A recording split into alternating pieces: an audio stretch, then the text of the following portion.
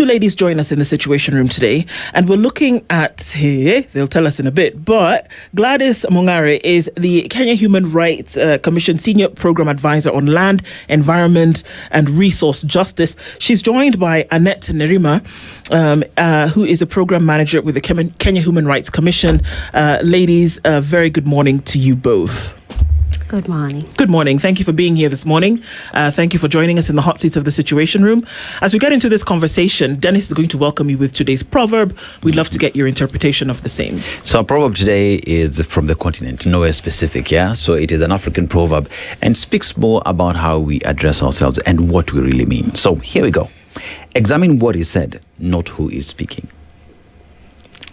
Wow, thanks. I'll go first. My layman's understanding is that the focus should be on the context and also the context that is being displayed or shared out there, as opposed to who. So basically the what. And for today's purposes, just bringing it home, we need not to focus on the Kenya Human Rights Commission that we are representing, but rather the information that we'll be sharing, which we believe is of national interest. Thanks. Gladys, how would you interpret it? Thank you. So I want to tie it with the quote that says that never judge a book by its cover.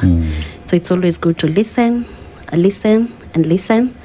And out of listening, you're able to get a lot. So there's also the meme that goes when someone wants to sing that don't listen to the voice, listen to the message. So it's about what is being delivered. It's not about who is delivering it. Yeah. Okay, well, that's great. The conversation in the hot seat this morning then is essentially what's happening with this latest report from the Kenya Human Rights Commission. Economic choices are hurting citizens, is what we're being told. Deepening inequality. 4 years is the time we're looking at. Interest on public debt has jumped to 25% from 18% of total spending. Estimates suggest that wealth taxation in Kenya could generate up to 129 billion shillings, nearly double the current budget for social protection, and it goes on. You've released 2 new reports showing how Kenya's current economic direction is stripping resources from essential services. We're talking about the economics of repression, essentially, unfortunately, and looking at questions about who owns Kenya. This is one of the big ones when you come to land. That the numbers are, in terms of what the scale is doing, are interesting because 2% of Kenya's population owns 70+% of Kenya's arable land. These are some of the things that we are looking at today. And this is all according to a report that was done. First of all, let's look at what the thrust of the report was in the first place, why it was necessary to do this and look into it. We'll start with you, Gladys. So the reason why we did the report is because we are looking at how Kenyans are struggling, especially the ordinary Kenyans, when it comes to issues of taxation. There's a very huge burden on issues of taxation to the common man. And our tax base majorly is on consumption and income. And that means that the ordinary people are the ones who largely are carrying the biggest burden when it comes to issues of tax. But there's a huge wealth that is never really taxed, and it's called the land. And this report was majorly looking at the historical background of how land in Kenya is owned. And we all know the history of how land, especially during the colonial times, was taken from Kenyans, given to the white settlers, and thereafter, post-independence, the way the elite captured the distribution of land. So in essence, we are saying that 2% of Kenyans who own huge tracts of land, and we're talking of from 200 acres and above, and are actually going scot-free when it comes to issues of paying tax to that land. Because majority of that land is very idle. Majority of that land is just kept for speculation. And the people, 98% of the population, actually from the report says that they only have like 3 acres of land, 98% of the population. So that means the 2% of the population that own this land, they usually don't do much with the land. So it's idle. And it means when you're also looking at how land is taxed in Kenya, we're looking even at the land rates that are paid. We were looking at some of these counties and the rolls that they use. They're so outdated. They are using rates as back as in the 80s. So in a nutshell, there are people who are really sitting quietly with their wealth accumulating day in, day out, because some of these land are in very prime areas, and the common person is the one now is suffering when it comes to cushioning the budget of this country. When it comes to fuel tax, we all pay the fuel levy, regardless of whether I earn 1 million, regardless of whether I earn 15,000 shillings. We pay the same.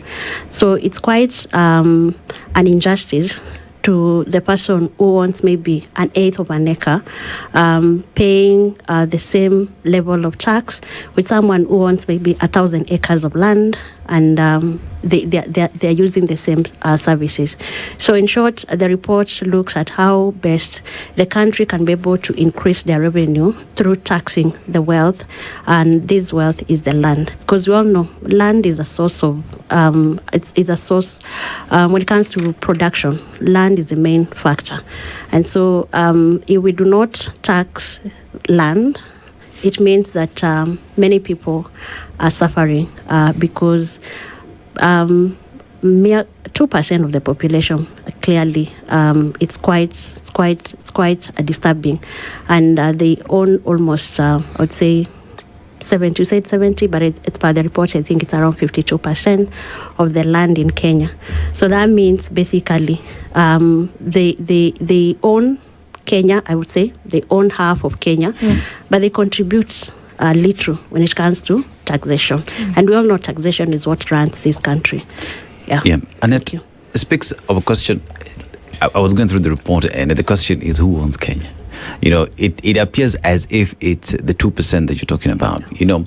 But even then, there are laws. There is a taxation regime. But one would say the taxation regime is aimed at hurting majority and benefiting the few. Why would that be the case? So I'll take us a bit on the broad objective, because it all points to the planning and budgeting processes of a country. And in an ideal situation, the planning and budgeting should be about the public and their welfare. So the responsibility to provide the economic and social rights, human rights in general, should be by the government of the day.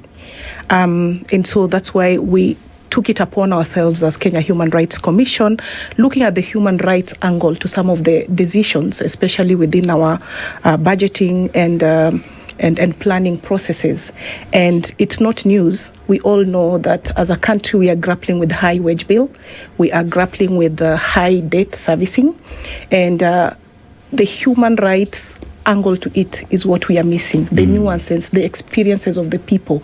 And broadly, that's what government should be all about.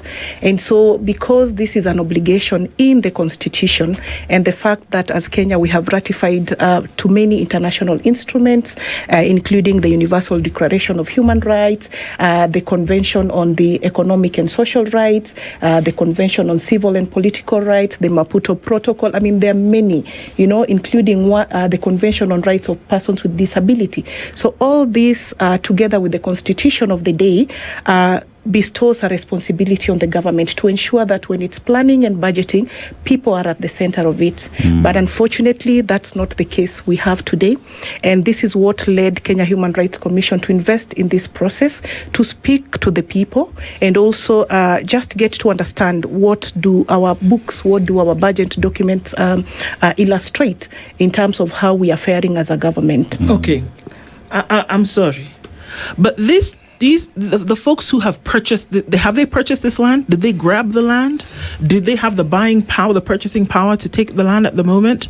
But they have it. Did they make was a sale made? Did they take it forcefully from people? How do they get into the possession of this land? Gladys. So we all know the history of land in Kenya, and of course how it was taken from the indigenous communities during the colonial times, and we all know again who owns the land based on who knew who or what power or what position one had during post-independence. So majority of the land that we have, even when you look at the TJRC report, the Ndungu land report, I mean, majority of the huge land that people have were not acquired through the right ways. So we can't say that majority of these people bought this land, but it was more of land that exchanged hands, land that was supposed to have gone to Kenyans. Unfortunately, it was captured by the elites of those days. And that's why you hear Kenyans say, my grandfather, instead of doing ABCD, grabbing land the way others were grabbing land during those times, maybe was dancing on some. We see those memes and all that. So land ownership in Kenya, of course, is usually related with injustices. So majority of the people, majority of the families that own land in Kenya, those huge tracts of land, they never took it, or rather they never got it through the right ways. They never purchased it, or say, through the right ways. Usually it's more about land grabbing, it's more about dispossessing majority of Kenyans. How is somebody dispossessed of their land? So it's my land, whether it's as ancestral or otherwise. How is one dispossessed of that which belongs to them? Yeah. How do we see this happening? So I think one of the biggest challenges that we have in our country is corruption, especially when it comes to issues of land, where you find that majority of people, especially in the coast region, you find that someone has been born and bred in the coast region, the ancestors have been buried that land, but they do not own that piece of land. Someone else has that title, and that's why in the coast region we have so many squatters. And every now and then we are grappling with the issue of people being chased away from places that they call their ancestral home or their land. So and of course this happened. It's something that historical from our colonial masters, and then came politicians who grabbed their land, and even right now we continue seeing a land, especially public land that is in prime areas, being grabbed. We're also seeing the Community Land Act that came into force in 2016, and it necessitated that all group ranches transition to community land. But you'll be shocked in a place like Narok County. Narok County has never transitioned any group ranch into community land. And as it is right now, you'll find that who is who in Kenya currently owns a huge chunk of land in Narok. And you want to ask yourself, how have they gotten this land? So it tells you that there's a lot that goes on when it comes to issues of land and how land exchanges hands. And many communities, especially the pastoralist community, unfortunately, are the ones who have borne the brand of this land grabbing or land dispossession. Oh, I'm sorry. I'm just going to follow through this a little bit, because I think when you look at the origin of it, then the things that we speak about today, where we look at these glaring figures, then maybe helps us to look towards solutions in terms of the protection of people's rights. So with the dispossession of the land of these folks, there was no security agency, the vanguard of these rights. There was nobody who was stepping in to help. I know you look at me smiling, so I don't know what happens. But, if we can put this out in the open, when somebody is dispossessed of their land, is there no, process for complaint? Who do they speak to? Or are people in cahoots one to the other? What happens? Because we're looking at decades of the same behavior over and over again, to the point whereby the staggering numbers in this report then are in 2025. So is there no point for recourse where somebody goes and says, well, we had this 10 acres of land, it belonged to our family, but now there's one left, and the folks who have it are just here, we can see them. Yeah. Is there no legal recourse to say, get it back to those who own it? Of course, there is legal recourse. We have the National Land Commission, and one of the mandates of the National Land Commission is to ensure that historical land injustices or historical land claims are addressed. And I want just to give an example of Kakuzi. Kakuzi has a list of 1,000+ acres of land in Kiambu and Murang'a and partly in Machakos. And recently, we saw that there was a ruling by the NLC that they need to give a portion, or like 1,000 acres, to communities, because that land belonged to the communities. But you see, they've gone again to court to challenge that decision. And you're looking at not just Kakuzi, you're looking at the likes of Del Monte, we're looking at the likes of Tata Mining Company.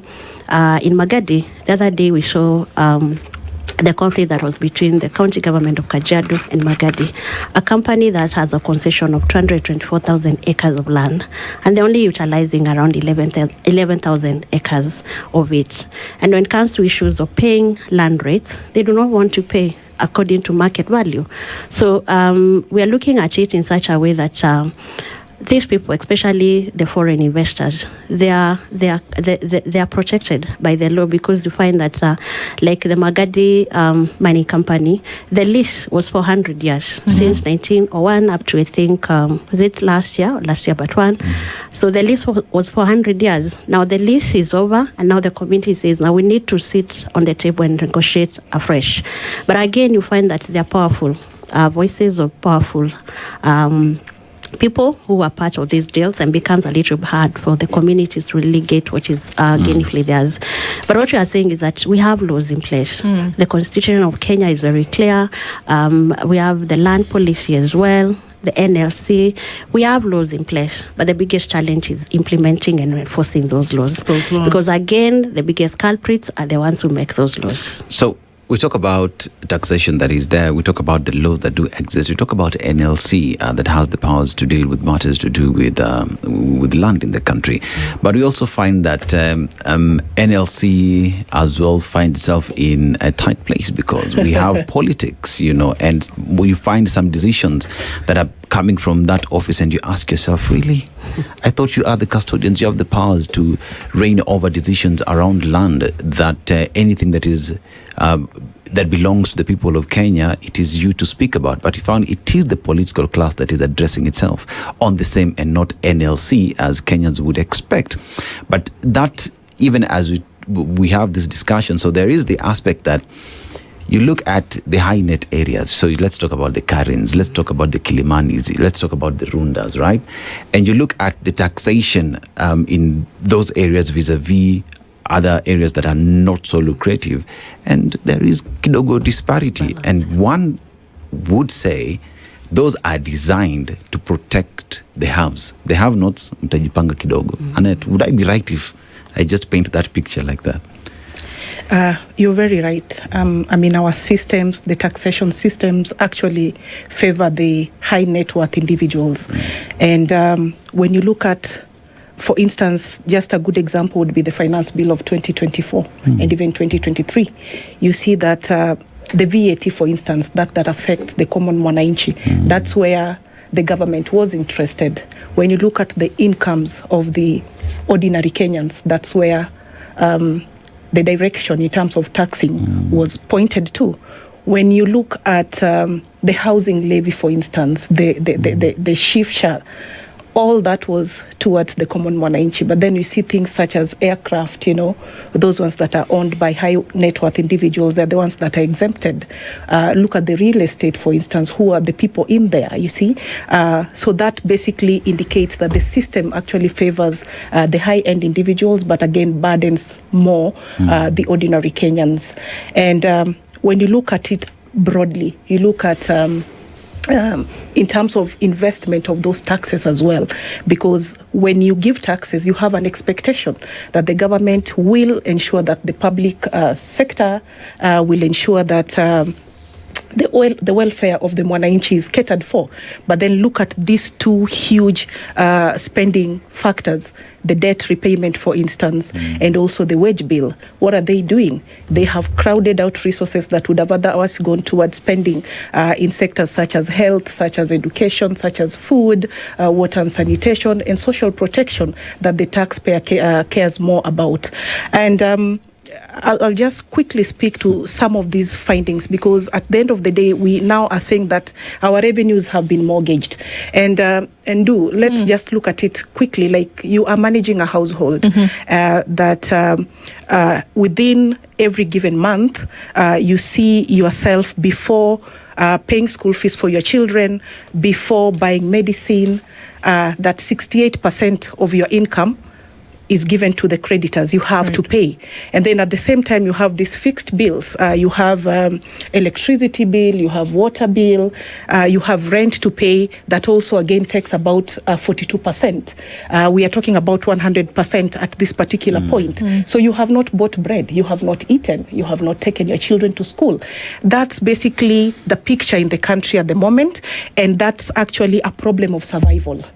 And so, as we're having this conversation, which is a national, a matter of national interest, I think we cannot avoid to bring politics into it, because the current debt situation, the current wage bill situation is actually a political combustion. It's basically news and something that the current regime, that's the Kenya Kwanza regime, needs to pay attention, because the state of public debt, the state of wage bill is actually crowds out political legitimacy. And this explains why we have wealth, but unfortunately this wealth has been locked in a vault labeled debt repayment. It explains why in 2023, 2024 and 2025 we've had public protests. This year alone we can count up to 5 protests characterized in doctors' strikes, nurses' strikes, teachers' strikes, and also lecturer strikes, the youth strikes because there's high unemployment. You see limited disbursement of capitation to schools. It explains why our children have to be sent home early enough so that the government can keep on surviving. Yet it never even stops and rethinks of its decisions. And so as we head towards 2027, my view would be that the government of the day stops, and instead of handing over bribes that we witnessed during the by-election, how about you take this money and invest in the social sector, such as health, such as education, so that this in itself is campaign. You are not going to get to the tail end of 2026 into 2027 to start bribing instead of investing in these people. So as we'll be speaking, you'll see a grim picture that we are in a state that is dire and bleak as regards to the economic and social rights that the ordinary Kenyan cares about, and it's a moment that we need to actually pause and rethink. And importantly is the social protection. I don't know whether we have a moment to speak to that. We do. Yes, perhaps I can touch on that quickly. If you can, I ask you a question that would lead to that, essentially, because then we're asking questions about what ought to be done, that we can highlight these things, and that the opportunity whereby one of these things could be speaking to government, but you have to also ask yourself the question is that, are they listening? And beyond listening, are they doing? And that they should be met with chagrin, if they don't already know, about this one glaring thing from this report in terms of who owns Kenya's land. And it's clearly not the people. So even as you go towards social protection, the question is, how are we getting folks who should be in positions whereby they do something about this glaring inadequacies, and not just listen to words that are being said, if that?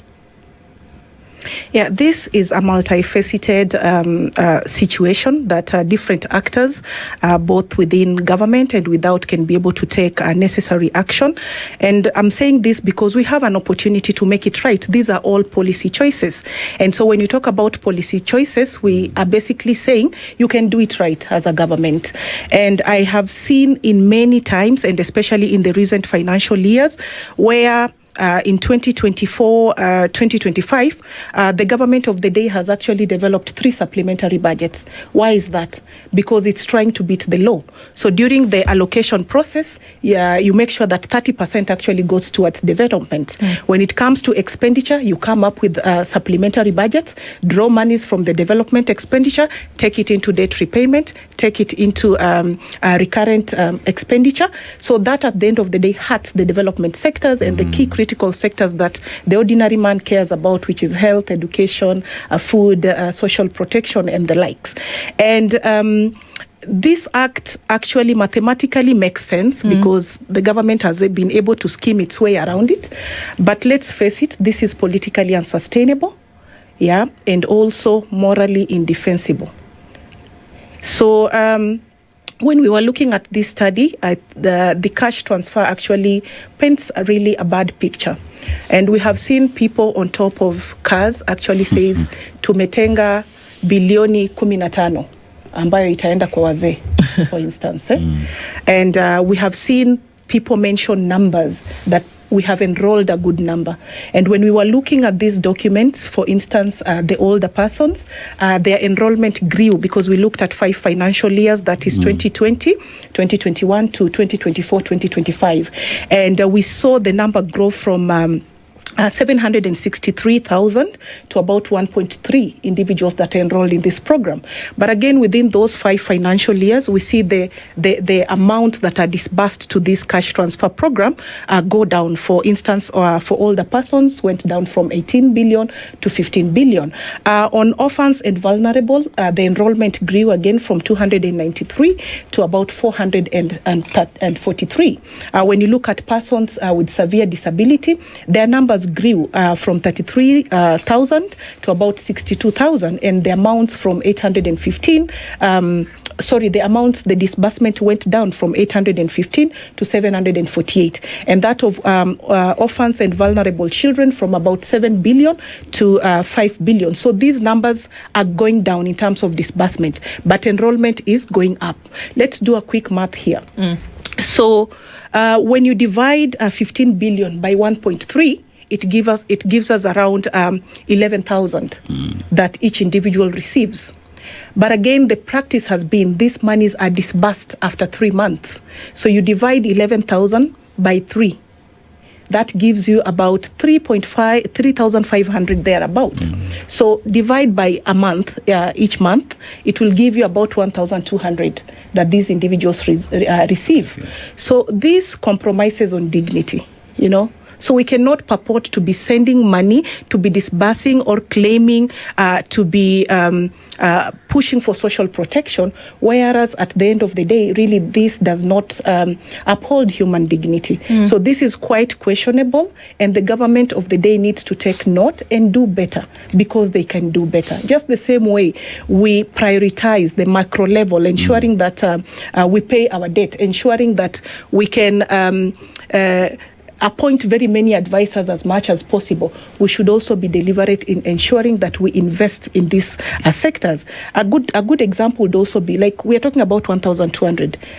This coupled with inflation, because again, the purchasing power really is affected. Look at the high cost of living. So, I mean, it's something that really needs to be paid attention to. Gladys, as we just look at the numbers and what it really paints in terms of 1,200 a month and what that can do really, and we ask the question in terms of, we had the State of the Nation address, and you just listen to that, and at the macro level, it's doing very well. The international community is, hey, Kenya is doing very well. The Bretton Woods institutions are saying, yes, in fact, we need to come in and strategize how we are sorting things out.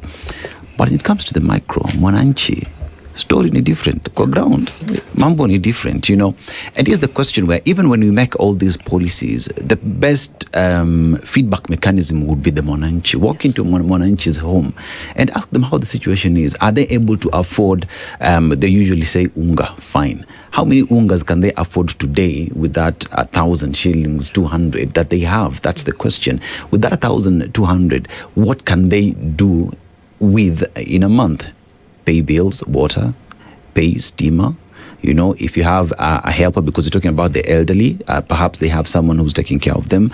Maybe even some are taking care of their grandchildren who've been left there, or orphans, And you look at all these, and one would look at a picture that is painted rosy for others to celebrate, but the mwananchi is really at a disadvantage and sad state. Why don't you think about these people who give you tax for you to make the macro level rosy? Because unfortunately, again, our politics is not usually issue-based, and never is it about the citizen. Majority of people who go into power, they go into power looking in what can I earn, and that explains why majority of even the investments that we are seeing, usually when you look at it deeply, it's not about the common person, it's not about the citizen, not about the country, it's about how much am I able to make out of this deal. And that explains why we had to transition from NHIF that was really working so well to the SHA that is a little bit hard to every person. When we're talking about the common person, the people who make decisions when it comes to whether SHA is working or not, you hear that SHA is working. But when you go to the common mwananchi, SHA is not working. But they really do not care, because for them it's about populism. We need, as a country, to start thinking on how we want to structure our politics and what exactly we want with our politicians. And also, as the citizens, we need to get to the level and realize that politics determine what you get at the end of it all. So we need to tie our service delivery with the people that we elect. So if we want service delivery, if we want services like healthcare and education to improve, we need to look at the people that we are electing, the people that we are bringing into power. Because most of the time, I think there's usually a disconnect when it comes to leadership and politics. You see Kenyans making very good abstracts, debates, but when it comes to the day of election, I don't know what usually happens. So I don't know whether, looking at even the by-elections just ended last week, and the people who have been elected and the people who have not been elected. And you ask yourself, what exactly as Kenyans do we look for in a leader? So is it the style of how politics is done? Is it about the money that exchanges hands? Who makes decision on who gets in the ballot, who gets elected? So that's where the biggest problem is. But again, can't it be a combination of all of those things? Yes. Or is it not a combination of all of those things that would then make one concerted decision? That there are some people who would vote, and interestingly enough, it sounds crazy, but that's the truth. Yeah. And it comes into perspective. That somebody will vote on how somebody looks. Yeah. Their looks, aesthetics, we're talking about that. How somebody makes them feel. Somebody will make a decision based on that. Yeah. Somebody will make a decision based on how somebody performed before. Yeah. Somebody will make a decision on how they spoke to them on a particular day and they don't forget it. Somebody will make a decision based on the fact that somebody gave them 2 strings of sukuma wiki and a packet of flour. Come on, these are the truth. These are the, or sweets. The vulnerabilities on the ground, in a way, I would say, contribute to the type of leaders that we have. But beyond the vulnerabilities, of course, there's also the aspect of people never knowing the importance of their vote. So in other countries, people know exactly what their vote means. But here in Kenya, I think people have not come to the level of understanding that their vote is very important, and their vote should not just even be bought, because we have seen people selling their votes maybe for 100 shillings, 200 shillings, and it's quite sad.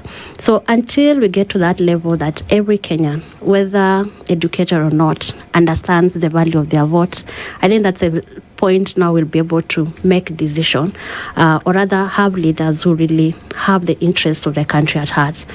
Another aspect that really lacks in our politics and in our governance is the aspect of accountability. So during the campaign period, of course, you have the manifestos. People, they are usually very rosy. But now when it comes to the point of implementation, as a citizen, you never go back and say that when you were campaigning, you promised us ABCD. Have you delivered? No. So that is also a challenge. And I think one of the things that maybe you ask is whether the right people are listening. Right. Or rather, this report is going to the right people. I think one of the things that the president has always been said is that he has a debt that he needs to clear, but us as Kenyans, we never give a solution. And in this report of Who Owns Kenya, we are giving a solution that you do not have to go and borrow again. You have resources here that you can use and use very well to be able to collect as much money as you want. In a recent report that was released by Oxfam, I think 2 weeks ago, it shows that for every 100 shillings that is collected in this country, 68 shillings goes to pay debts. So you only remain with 32 shillings, and that 32 shillings is supposed to pay government employees, it's supposed to provide services and all that. So in a nutshell, the government is constrained.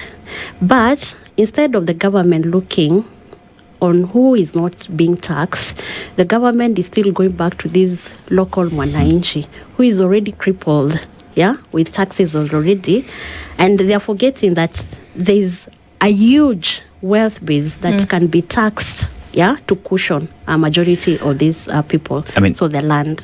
So this speaks to mwananchi who perhaps needs to be aware of this information, like the report from Oxfam, the report from KHRC, and interrogate and connect the dots on what that means. Because just looking at it, we talk about 2% who control land in the country. What does that mean? We talk about individuals who own these multi-billion enterprises that sell wares to Kenyans. You know what I mean? And you look at the percentage that consumes all these products coming from these less percentage. And that means that the majority have the power because they are the ones who are purchasing. So if they connect the dots, they will understand the need, first of all, of having good people in power that would be able to pass good policies that will cushion them. Because here we are talking about, there's a saying in Nairobi, you can easily walk around in Runda, you can run in the morning in Runda, because why? The streets are lit well. You can drive your Lamborghini in the Rundas. Why? Because the roads are smooth, You can enjoy the air because there's no sewer system that has burst. But when you go to where the majority, where Nairobi residents live, the story is different. We have no lighting, there is no water, sewer system is all over the place. Have Kenyans understood the power that they have in their vote? Have they understood the power of electing good people in office that would change their situation to be better? Annette. Thanks. In 2022, after the general elections, we were left in a limbo, wondering what does the ordinary citizen psyche look like? Yeah, because it was bare when you look at what we need as a nation, leaders with integrity. And I know individuals with integrity have presented themselves for these high end offices, including that of the presidency. But is that what we want as Kenyans? And having said that, there's work to do to just unpack and understand what do we want as Kenyans. And as the saying goes, the leaders that we have are a mirror of the people. And so for me, we are at a point as Kenyans, we just need to pause and ask ourselves, what do we want? Because the moment you get the right leaders in office, leaders who have the interest of the people at heart, leaders with integrity, they'll definitely make the right policy decisions. You will make pro-people decisions. You will ensure that you do not have the higher funding education model that is geared towards deepening inequality, that is geared towards privatizing education. You will ensure that you are not working hard towards privatizing health in the country, which everything and policy decisions that we are seeing, especially in those critical sectors, point to that. So the earlier we realize as Kenyans that we have this power. What does the Constitution say? The Constitution says sovereign power belongs to the people. So by ensuring that we are electing to Parliament, to the county assemblies, leaders that have our interest at heart, it means that during the planning and budgeting process, they will not push monies towards CDF. They will not push monies towards award development funds that at the end of the day is a campaign tool for them. So that they'll come back and tell you, you see, we put roads here. But they are telling you that so that you can again re-elect them. So it's not that they are doing it for you, but it's for them. So the earlier we realize and just push that we have parameters to which we are looking at when we are electing people to office, that would be a good starting point.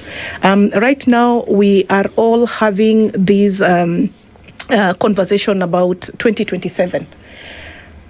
But the options are speaking otherwise. And sometimes when I see it, especially post the elections that we recently had just last week, and the low voter turnout, something that was conspicuous out there, I keep on asking myself, is it that the youth refused to go vote because they knew that they are either voting the opposition or the current regime, which has completely failed them?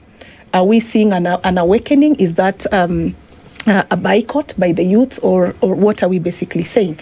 So importantly is that the ballot decisions that we make as Kenyans, and that can only happen if we have an awakening, if we have the right political education to also understand that why people hold offices is for political reasons, to manage resources, be it public resources, be it monies, and be it natural resources. So we should ensure that whoever we are entrusting this responsibility with, be it the executive or the parliament, is that person that has our interest at heart. If we don't do that, we will continue to be in this situation perpetually. And yet, post the election, we start complaining, oh, it's not working, we go to protest. So this time around, we have an opportunity to make it right. Do you think that it's in the hearts and minds of people, Gladys? And I often think that there is a competition of circumstance when it comes to some of these things. That is it top of mind? Do we make the link between good leadership and the services that are required? And if we don't make the link, then it's difficult for us to demand it if we don't even see the connection. That oftentimes you think, okay, so here's a road in my village that it could be a national road, or it could then be a county road, whatever the case may be.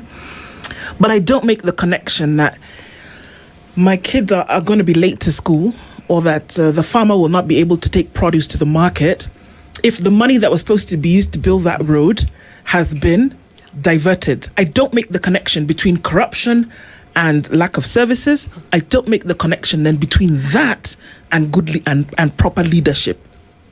If I don't make that connection, can I demand something? Can I demand that, if I have not even in my head seen how it works out, how it plays out? Of course, if there's no that connection, you cannot be able to demand.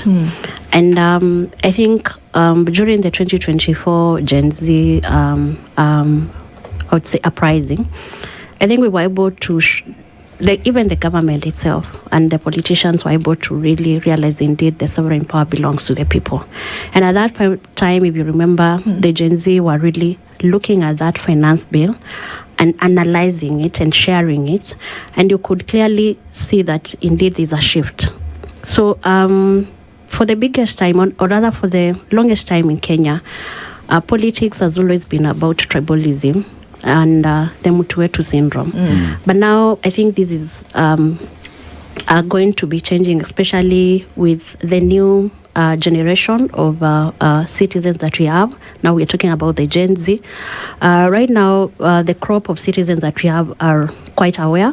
And then also the digital space is really bringing a lot of awareness. And it's something that all stakeholders, including the civil society and the media, needs to take advantage of and see how best we can be able to do a proper political sensitization and education to voters and to citizens come 2027, so that our election of 2027 should be more of issue-based, should be more of demanding and asking questions from leaders. What exactly? You have been maybe in leadership for the last maybe 5 or 10 years. What is it that you have given unto us? And then I think Kenyans should also get to the level of asking those very hard questions. For instance, we have the TJRC report, we have the Ndungo land report. Why is it that no one is bothering to implement those reports? And yet we spend a lot of money on those reports. Why is it that we do very good reports, we come up with very tax forces that really spend a lot of Kenyans' money, but at the end of it all, those reports go and lie somewhere because we lack the political will. So it's high time, even all of us, I would say all of us, we're talking of the civil society, we're talking of the media, the academia. I mean, we all come together and see how best we can come up with an agenda, agenda-based, issue-based election campaign come 2027. But again, we are grappling with the country, we are grappling with high unemployment. High unemployment is a big, big problem. And as a country, we have also never recovered from the COVID-19 impact. So majority of people, not necessarily youth, are no longer able to make a living. So these are people who politicians are really taking advantage of. And they'll pay them as little as 200 shillings to ensure that they go and cause havoc to another person, maybe who is campaigning and all that. So we need to, as a country, think of how we are going to address the issue of unemployment, how we are going to task leaders who are in positions of power to see how they're going to address unemployment. And of course, it's not carrying our Kenyans and taking them to those Middle East countries to, to kufanya hiyo kazi ya maid and all that. Because again, we need to ask ourselves, what is it that we lack as a country that we cannot be able to produce? Why is it that as a country cannot do industrialization? Because if you look at majority of developed countries, there is no developed country that has ever developed, or rather has ever arisen from, importing things. This country currently, we're importing small things like toothpicks, and these are things that we can be able to produce here. So why is it our production sectors are not working? Why is it our energy cost is quite exorbitant, to the extent that even someone who was thinking of opening a salon or a kinyozi, they can no longer do that because of the cost of energy, electricity. So as a country, I think, as Annette has said, we need to pause, because things are not okay. We need to pause and ask ourselves, where exactly are we going wrong? And what exactly can we be able to do so that we can go back to an economy that works for the citizen? We can go back to an economy that really realizes that this citizen is the one who contributes this tax that I'm using as a leader, and I really need to take good care of them. I think, Annette, even as Gladys says that, is the citizenry finally ready for that change? Are we looking at a citizenry that come the election, they will wake up and say no to that bribe? They will say, I will vote for the right candidate? Or is this just another talk? I'm really hopeful. And why I say this was demonstrated by the Gen Zs in 2024 and also in 2025. And when you see the trends, both in Kenya and also regionally, democracy is going down. And this is going down because we have been duped by our leaders. And that's why we saw, for instance, Kenyans ready to build hospitals, because that's what they care about. Because you, as our leaders, have failed us, we can contribute this money for one of our own and ensure that we cater for the medical bills. We can go build schools. We have people in diaspora right now that are really yearning to come and build schools in this country, invest in the healthcare. But unfortunately, they are raising concerns that the political architecture does not allow them, because they're asking for kickbacks. The corruption around it really is an impediment.